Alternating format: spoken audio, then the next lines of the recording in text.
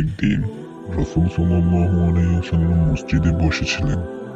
তখন একজন ব্যক্তি এসে বলল, হে আল্লাহর রাসূল, আমার কিছু আর্থিক সমস্যা চলছে, আমি খুব কষ্টে আছি।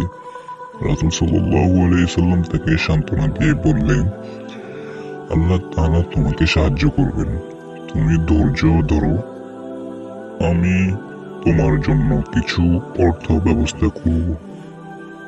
রাসূল সাল্লাল্লাহু আলাইহি ওয়াসাল্লাম তখন তার সাহাবীদের কাছে গিয়ে বললেন, কে আছেন যে এই ব্যক্তির সাহায্যে হাত বাড়িয়ে দিবেন?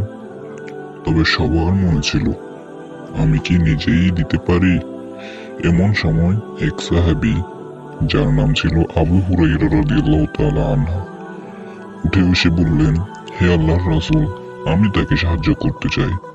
রাসূল সাল্লাল্লাহু আলাইহি ওয়াসাল্লাম তাকে কিছু অর্থ দেন এবং বলেন, তুমি যদি এই ব্যক্তির সাহায্য করো তবে তোমার জন্য আল্লাহর কাছে পুরস্কার থাকবে। ওই ব্যক্তিকে দেন এবং তার জন্য আল্লাহর সাহায্য প্রার্থনা করেন।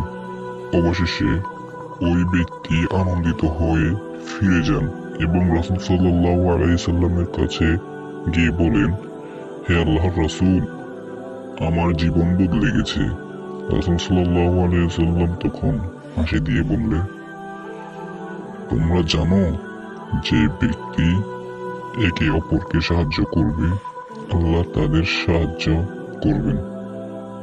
এই গল্পটি আমাদের শেখায় যে দানশীলতা, সহানুভূতি এবং একে অপরকে সাহায্য করার মধ্যে আসল সৌন্দর্য রয়েছে। রাসূল সাল্লাল্লাহু আলাইহি সাল্লাম তার জীবনে এই গুণগুলির মাধ্যমে মানবতার জন্য একটি আদর্শ স্থাপন করেছিলেন।